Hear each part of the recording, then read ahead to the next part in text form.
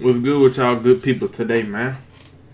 And I'm here today to talk about my Alabama Crimson Tide and how they look versus Tennessee and what do I look forward to coming in to this bye week this weekend for the rest of the season. But y'all follow me on my social medias. It'll be down in the description, my Twitter, my Twitch, which I haven't been really doing anything this past few weeks. But I will be back on it because my class times are shortening down because the semester's finna end.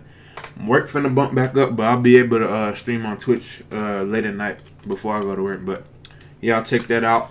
And my gaming YouTube will also be down in the description. But let's talk about my boys this Saturday. Now, I've seen people on Twitter. I was getting mad, skeptical, but about our defense, Pete Golden. But I'm gonna give him credit. If it wasn't for three plays where miscommunication on their one line right, and Daniel Wright being on my football field, even though I appreciate Daniel Wright's effort, but it's just sometimes he's just not in the right spot. He's not in the right place. But the first long touchdown was on Daniel Wright. The second touchdown was on Malachi and Daniel Wright. They weren't lined up right. And the third touchdown was on Josh Jobe. He just wasn't ready for the play. As soon as he turned his head, the dude was blown right by him. But for the most part, if it wasn't for those three plays, the defense dominated like I wanted to. Like I said against Mississippi State, I didn't know how could I critique our defense because Mississippi State doesn't run the ball. Tennessee was number 5 ranked rushing offense in the nation. We held them to 60-something yards. I think it was 67 yards. Now that put a smile on my face. That shows me Pete Golden has been working with this team. Phil Mathis was dominating. Will Anderson was dominating. Henry To'oTo'o was dominating. Christian Harris improved this week. Like, our defensive line showed up fully this week. And I'm proud of that. That's what I've been waiting on all season. Now, that shows me and that gives me confidence. If we play like that and our offense can click, even though our offense has a few struggles, turning the ball over, if they click like that, Alabama can beat anybody. By anybody, I mean Georgia, because I still feel like it's, even though Alabama lost to A&M, don't get me wrong, I still feel like it's Alabama and Georgia and everybody else for right now. But maybe, I know Ohio State ain't playing nobody, but their offense is starting to, well, their offense ain't starting. Their offense is legit, but I still don't know about their defense, though. And plus it's the Big Ten, but they got some games coming up. Now, they want to hype up the game versus Penn State, but not overtimes against Illinois on Saturday. That tells everything. I don't need to say no more.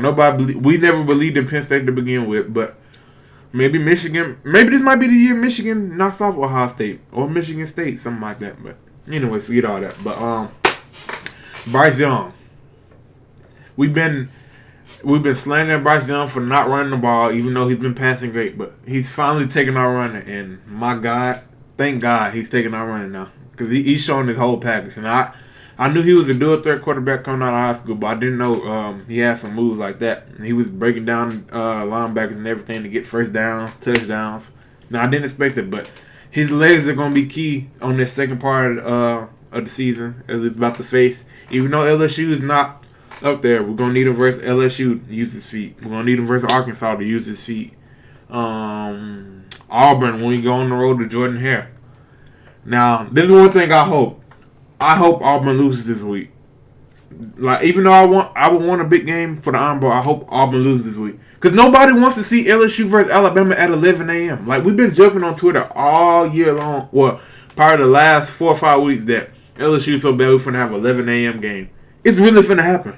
If Auburn beats Ole Miss this week, which I pray doesn't happen. I pray Lane Kiffin and pull it out, but which could happen. Now, that'll be kind of depressing. But anyways, Bryce Young had an amazing game. John Mechie, him and Jameson Williams, even though Jameson had that drop to start the game and that fumble, for the most part, John Mechie and Jameson Williams played up the par that we've been expecting all season. Trayshawn Holden has finally come in. I hope he gets some more playing time. I believe Trayshawn Holden can be that third explosive receiver for us. Even JoJo Earl. I know my boy Slade Bolden. I like my boy Slade Bolden, but I believe if Trayshawn Holden or JoJo Earl gets more playing time, things will elevate for our offense, especially I feel the same way for our running back. My boy Brian Robinson's running hard. He's running hard. He's carrying the load. But I also feel like we could really run a 3 running back system. But hey, Roy Dale been running hard. I want my boy Trey Sanders to get some more playing time. But when he come in the game at the end, that boy showing that potential that I thought I would see throughout the season. But he hasn't been getting much playing time. But you never know.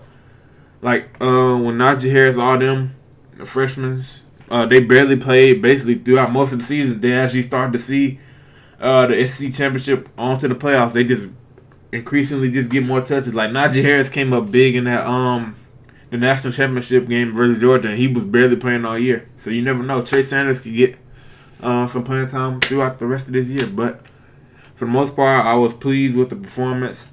Besides those 3 plays from my secondary, I was really pleased. The offense got a little stagnant in the second quarter. I was little bit questionable play calls. Like I don't like when they run that little base to the right. It seems that for the play to take too long to develop. But for the most part, I liked it. Bryce Young, I love his performance.